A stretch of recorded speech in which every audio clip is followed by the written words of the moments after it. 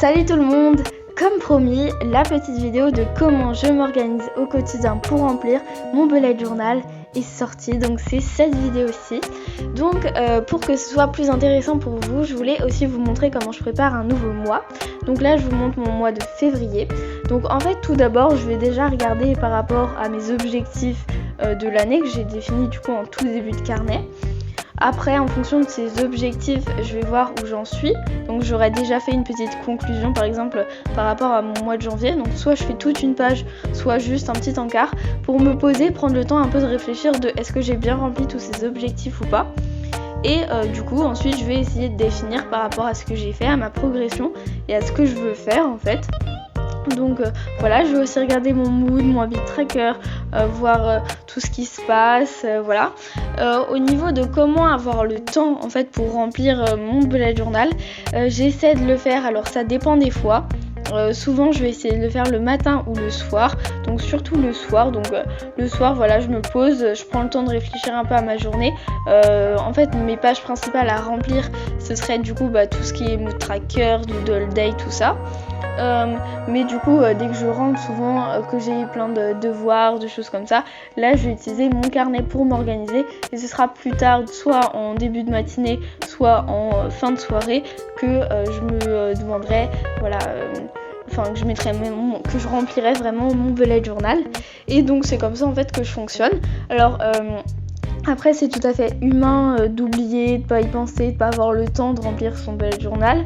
C'est un outil d'organisation, c'est bien de l'utiliser, c'est super de l'utiliser tous les jours, de réussir à prendre le temps chaque jour. Mais si on n'arrive pas à trouver le temps, c'est pas grave, on s'organise autrement et puis voilà. Moi ça m'arrive des fois de peut-être pendant 2-3 jours, j'ai pas trop le temps de le faire.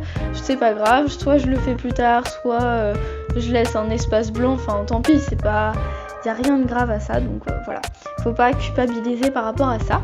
Donc là, je suis toujours en train de noter mes objectifs et mes projets.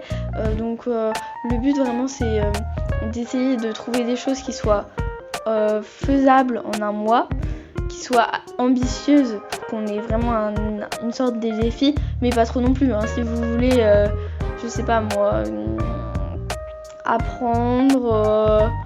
une nouvelle langue par exemple et que vous voulez faire qu'en un mois, ça risque d'être un peu compliqué quoi. Donc ce serait plutôt apprendre, je sais pas moi, des temps de la langue, du vocabulaire, je dis n'importe quoi, mais le but c'est vraiment de découper par étapes pour que ce soit faisable, mais en même temps qu'il y a un petit défi parce que c'est sympa aussi. Donc ensuite je voulais vous montrer, parce que sinon cette vidéo serait trop courte, comment je prépare un peu ma semaine. Donc je fais au brouillon aussi. Donc en fait moi je prépare mes semaines le week-end en fait, plutôt que de faire par exemple une vidéo, je prépare toutes mes semaines à l'avance parce que je peux m'organiser en fonction de la semaine que je vais passer. Par exemple là ça c'était une semaine un peu classique, mais les semaines, ces semaines-là par exemple où moi personnellement je suis en vacances, du coup je vais pas mettre mes semaines pareilles. Souvent quand c'est les vacances, je fais une to-do list vraiment de tous les devoirs à faire que j'ai pour les vacances. Et ensuite tous les devoirs, pour moi personnellement c'est des devoirs, ça peut être toutes les tâches vraiment importantes.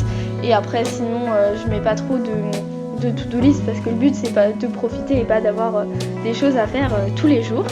Donc à chaque fois j'essaie de mettre une to-do list globale, comme ça dès que j'ai une tâche à faire, hop, je la note et je l'oublie pas. Et ensuite je fais des petits encarts pour chaque jour. Alors ça dépend des fois, parfois je vais faire un encart pour le week-end entier, soit je ferai samedi et dimanche. Ça dépend vraiment de comment je le sens, voilà. Après il y a vraiment différentes manières d'organiser sa semaine. Vraiment il n'y a rien de pareil, il n'y a pas de bonne ou de mauvaise méthode. Faut prendre la méthode qui convient quoi. Après c'est pareil, on n'a peut-être pas tout le temps de tout faire.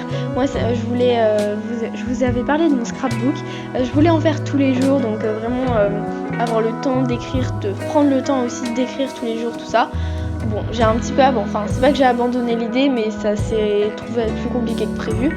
Donc c'est pas grave, je pense que je vais essayer le week-end, en même temps que je prépare ma semaine de bujo, préparer une semaine en scrapbooking et après de remplir au fur et à mesure. Mais voilà, c'est pas grave de pas le remplir, c'est juste en fait, c'est que du plus le bullet journal, c'est pas vital, c'est que pour vous organiser plus, pour que vous soyez mieux. Si vous le faites pas, c'est pas grave, c'est comme ça. Mais voilà, il essayez de trouver un moment dans sa routine du soir où vous savez que normalement vous aurez tout le temps de le faire. Enfin voilà, après là moi personnellement j'ai pas vraiment de routine parce qu'en fait ça change tout le temps en fonction de ce que j'ai à faire, de mes envies, enfin voilà, ça change vraiment hyper régulièrement, donc c'est pour ça que c'est pas fixe et c'est compliqué de tout bien faire.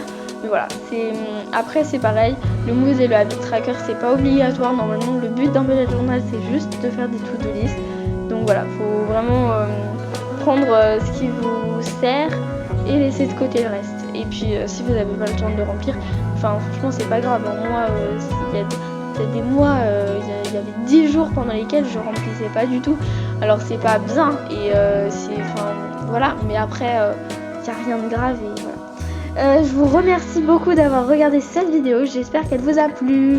Au revoir.